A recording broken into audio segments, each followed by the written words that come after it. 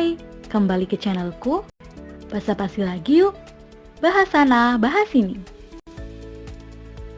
Di video kali ini, kita bakal ngomongin tentang stroke nih. Pasti kalian gak asing lagi kan dengan kata stroke? Tapi penasaran gak sih, deteksi dini bisa menyelamatkan nyawa? Yuk, kita simak penjelasannya. Stroke adalah kondisi yang terjadi ketika pasokan darah ke otak mengalami gangguan atau berkurang akibat penyumbatan atau pecahnya pembuluh darah.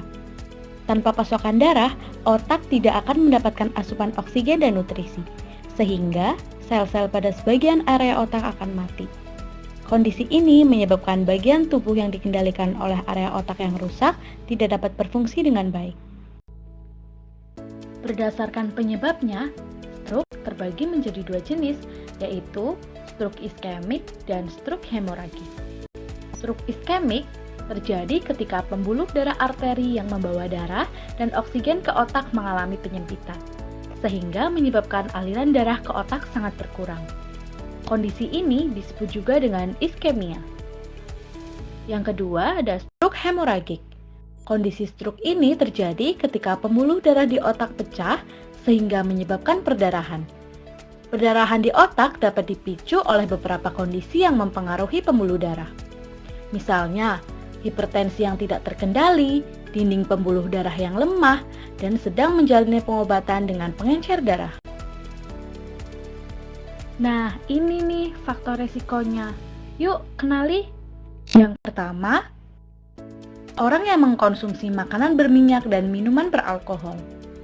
Orang dengan riwayat penyakit kardiovaskuler seperti jantung koroner, orang dengan hipertensi, orang dengan diabetes, riwayat stroke dalam keluarga, orang dengan kolesterol tinggi, obesitas, dan juga perokok berat.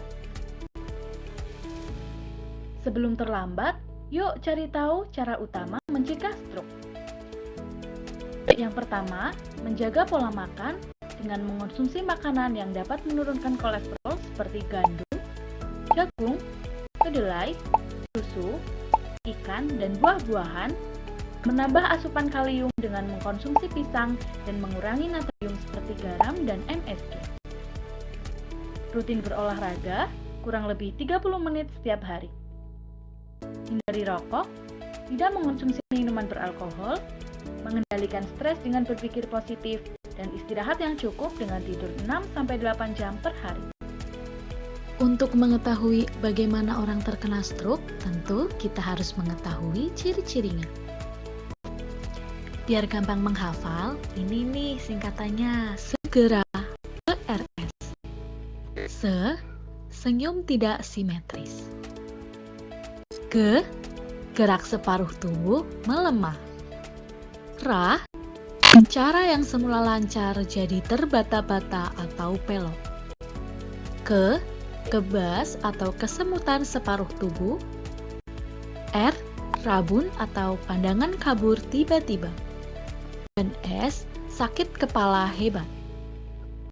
Ingat, jangan tunggu serangan, cegah stroke sekarang.